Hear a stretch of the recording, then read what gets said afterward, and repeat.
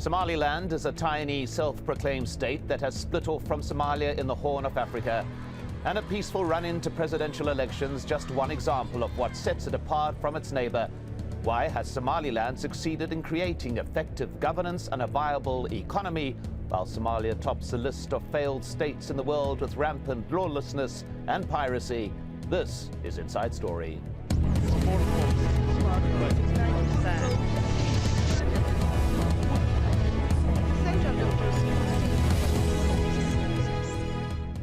Hello and welcome to the program. I'm Mike Hanna. The self-declared Republic of Somaliland is holding its second presidential election in 8 years. The current president, Abdullahi, will contest his position against candidates from two opposition parties, Kumiye and UCID. The region, which declared independence from Somalia in 1991, is an area of relative calm. Mohamed reports now from Hargeisa on a vote that's been delayed for almost 2 years. After numerous delays and false starts, Somaliland's presidential elections are finally on track. And as the political campaigns hit the home stretch, a carnival mood is engulfing the breakaway nation. We might not be internationally recognized, but we are no doubt progressive.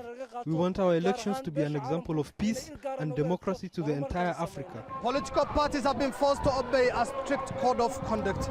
Each has been rallying its supporters on a different day to avoid confrontation between euphoric and enthusiastic followers. There is a charged political atmosphere on the streets of the capital, Hargeisa, as party supporters try to outdo each other in a parade of party colors, songs and symbols. This is no doubt the shrewdest and slickest political campaign the people of Somaliland have ever witnessed. The commission charged with organizing the poll says everything is in place for polling day and anticipates very few problems. There are people who have registered themselves as voters more than once. We hope to counter them by using indelible ink that we have imported. I am sure we will minimize double voting. Somaliland's elections have also attracted dozens of international observers, but there are too few to ably monitor events at the more than 1,100 polling stations across the country. They say they are relying on members of Somaliland's returning diaspora to monitor the polls in far-flung regions. And we expect to be able to get a reasonably comprehensive report back as to how free it was, how fair it was, how stable, how progressive, how peaceful. But not everyone in Somaliland will be voting. More than 70,000 people displaced by the war in southern Somalia live in makeshift camps like this one in Hargeisa. They are ineligible to vote. Though they see themselves as people displaced within their own country, Somaliland's authorities view them as outsiders. We thank God for the peace here.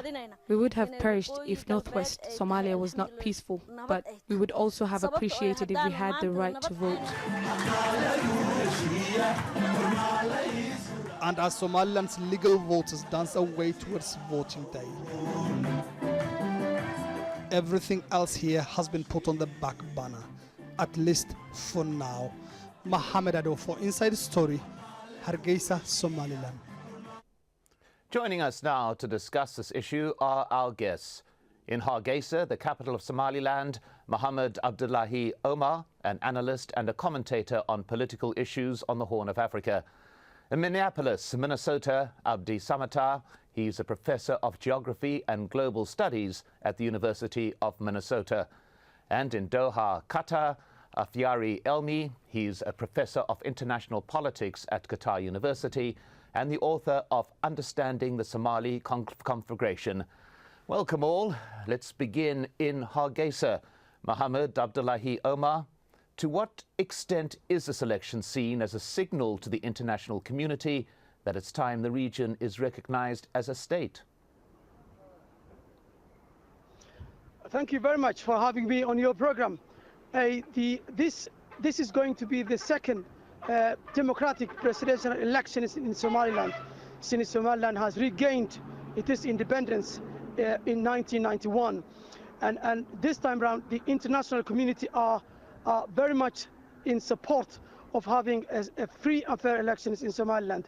And we have got high hopes from both our international friends in the region and also our friends in Europe and America that Somaliland's democratic credentials will be distinguished and will be received in international communities as a positive sign and another positive milestone in Somaliland's democratization process. Well, let's go to Minneapolis and Abdi Samata.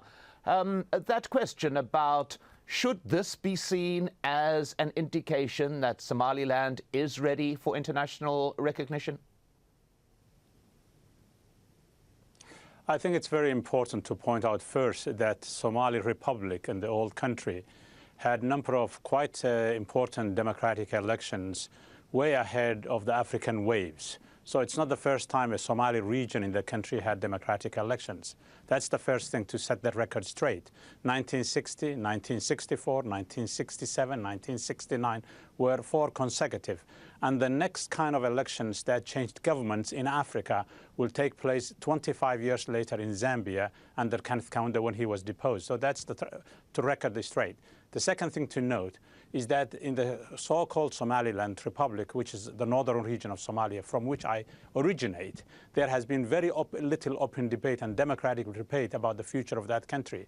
People like myself who come from that region are unable to go to Hargeisa or anywhere else and to be able to take up these issues and debate them in a democratic way. So it's a quite constrained democracy where only those who support the particular regime and the particular project are able to speak about these things. Well, let's go to Afyari Elmi in Doha and pick up on that point. Is this a real democratic process that we are looking at? Well, actually, let me just comment on what Abdi and Mohamed said about the state recognition. I just wanted to add that state recognition, when we look at the practical political environment that we are operating today, it usually comes through 2 forms. First form is that a superpower or a great power is championing the cause. This is not present in Somaliland simply because the United States has referred the issue back to the AU, and the AU is not interested to open this debate simply because Africa has too many problems when it comes to borders that the colonialists left in 1960s. So this is a reality that is actually facing Somaliland. It's not what it does. It's basically what is out there that is ready to accept and embrace whatever happens on the ground, whether it's in Mogadishu or Hargeisa.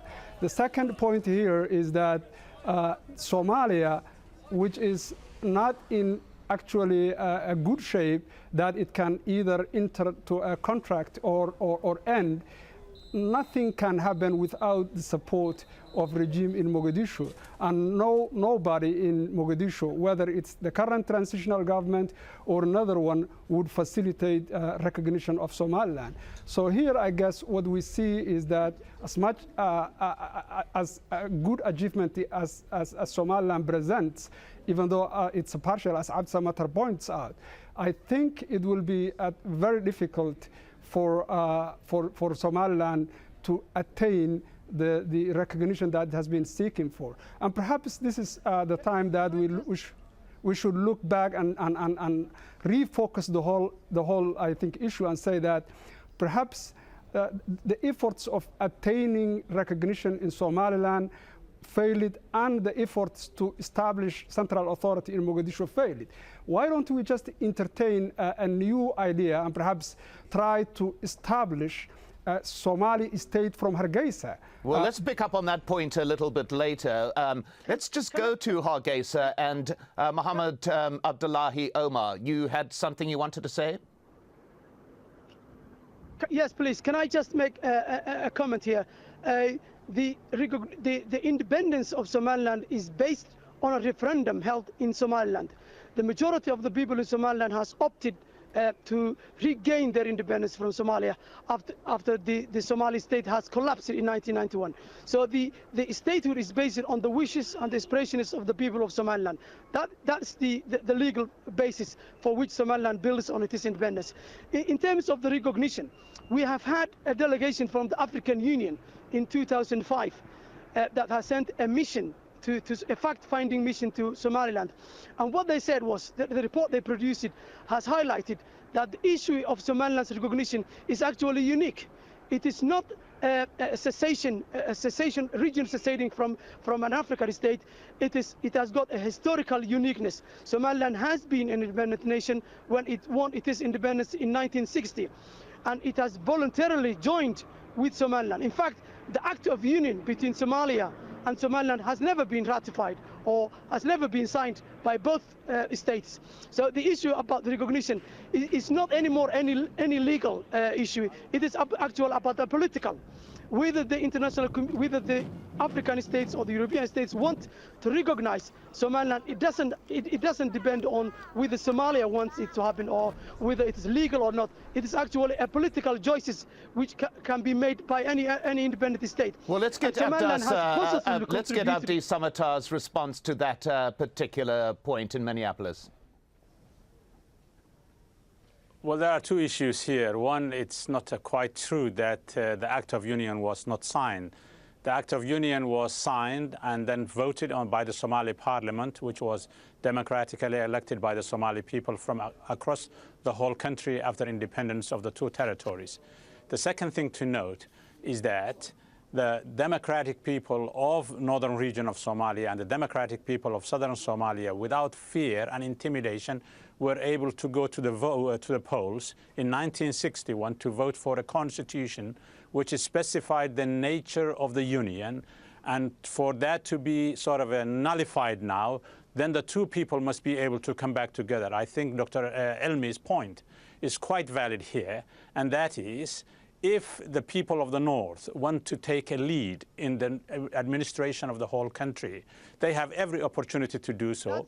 But the so-called sort of a referendum which took place in the early part of 1990s, one needs to know that there was a great deal of intimidation, there was a great deal of fear. People were terrorized to vote this way. For instance, myself, who come from the western part of that region, cannot go to that place to be able to democratically debate these sort of things.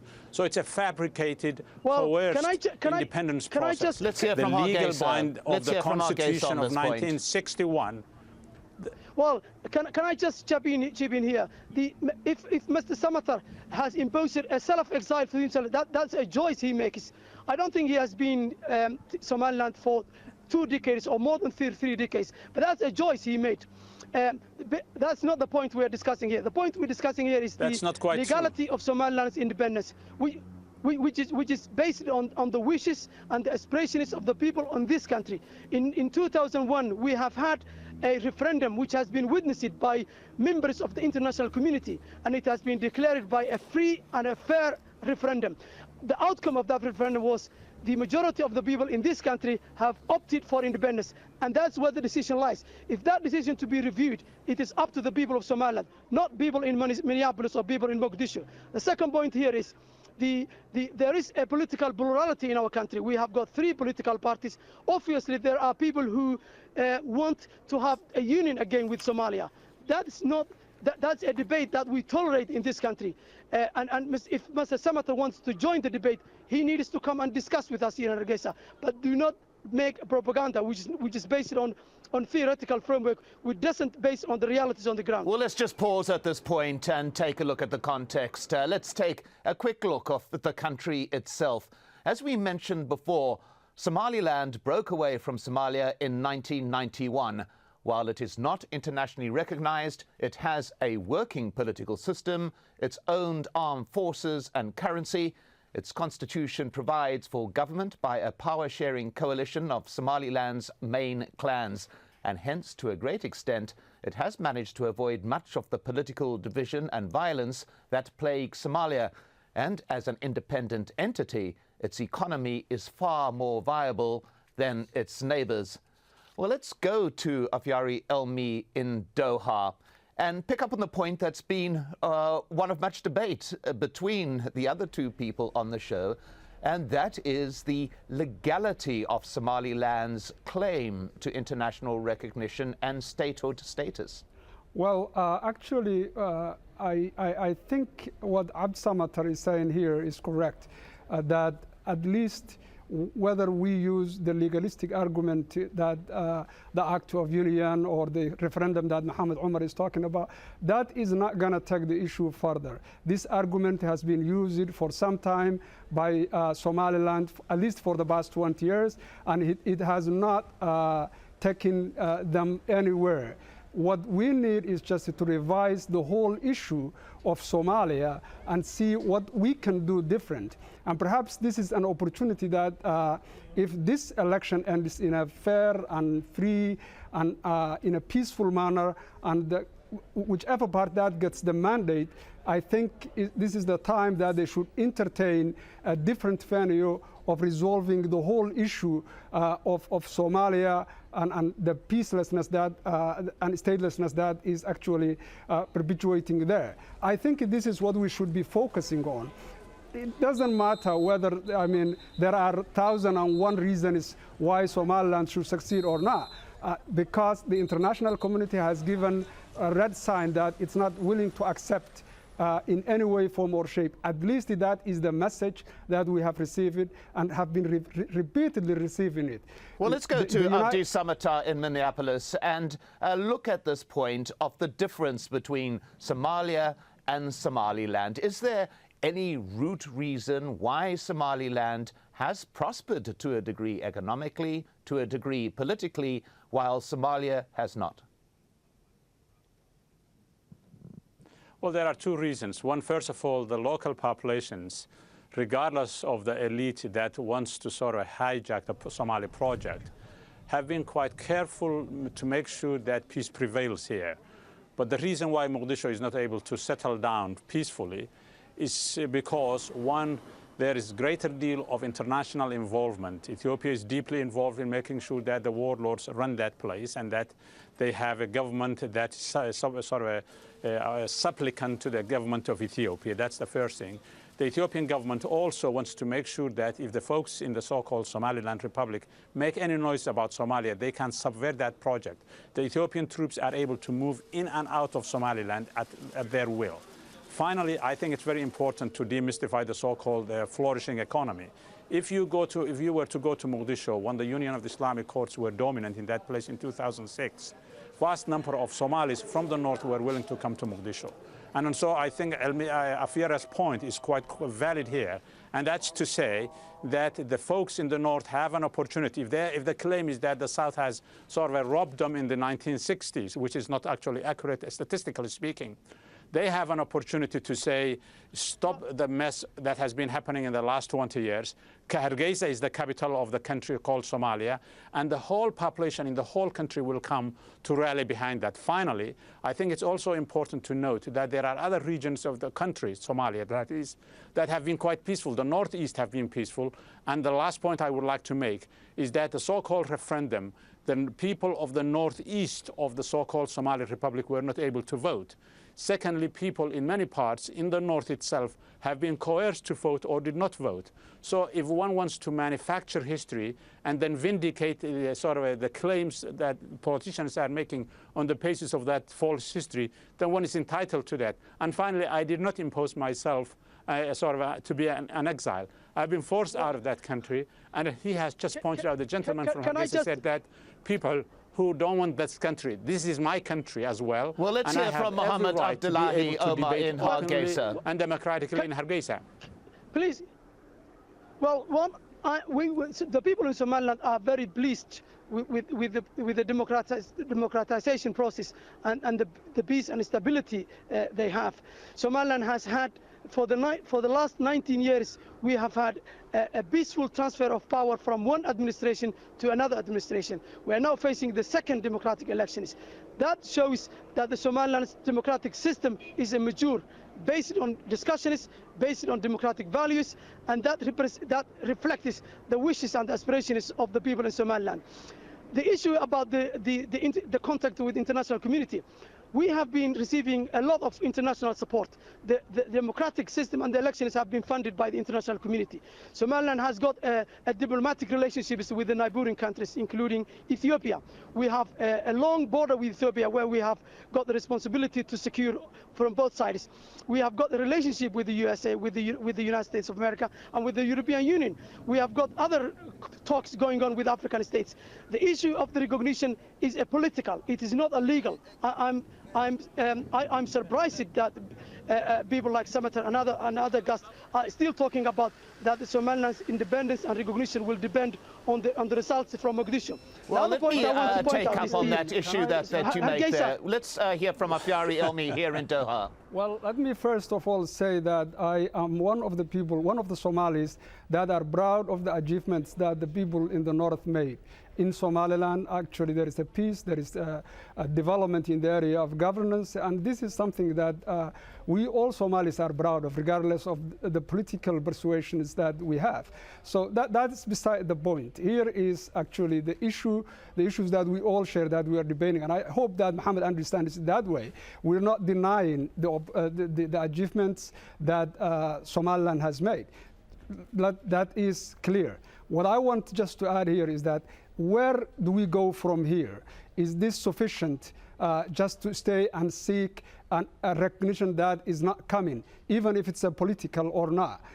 Or should we just revise and say that, okay, this is perhaps a better way? We have now the embryo of what we can consider a Somali state. Why don't we just pursue that? I think this is a question that Mohamed should be addressing rather than just talking about the historic issues. All right, let's hear from Hargeisa, from Mohamed Abdullahi Omar. Let me deal with this issue. I appreciate that you have highlighted and you've got appreciation for the Somaliland's achievement. Well, we have got lessons to learn. If you're talking about making it stable in Somalia, obviously Somaliland has got responsibility, and I think the next government will have to take that into account of supporting ways of making Somalia stable. Because we have had 19 years of peace, we have used the traditional systems, we have got a bottom-up system in order to democratize our system. We never had any international involvement in running our politics. These are useful lessons. I think the problem in Somalia was there has been too many international involvements. So yes, there are lessons to learn from Somaliland in terms of making Somalia a peace and stable. Well, briefly, let's go to Abdi Samata in Minneapolis and get his opinion on that. Well, I think there are a number of issues here that has been clouded by the rhetoric. One is to say that the way in which the system of governance is established in Hargeisa is fragmented and based on tribal affiliation rather than common citizenship. So if a particular minister from a particular clan is running a particular ministry, then those who are not from that particular group are second-class citizens in that project. So to use the so-called traditional system, which is a really euphemism for a tribal politics, is not going to achieve much. Secondly, I think Afyari Elmi is absolutely right. The people of the North have made a lot of achievements. And rather than hijacking that into a particularistic political project, it's high time that the folks in the North stand up to the responsibilities for which they hold for all of their brothers and sisters who have been brutalized by warlords, and take this opportunity and chance to sort of absolve and remove the politics of problems over the last 25 years or so. Well, and take the leadership words, and say Hargeisa is the capital of the country. Thank you very much. The whole country will come to that and solve the problems. That is basically where we will have to end this, but thanks so much to our guests. In Hargeisa, Mohamed Abdullahi Omar; in Doha, Afyari Elmi; and in Minneapolis, Abdi Samata. And thank you so much for joining us here on this edition of Inside Story. We welcome your comments and suggestions. Please email them to us at insidestory@aljazeera.net. I'm Mike Hanna. Goodbye for now.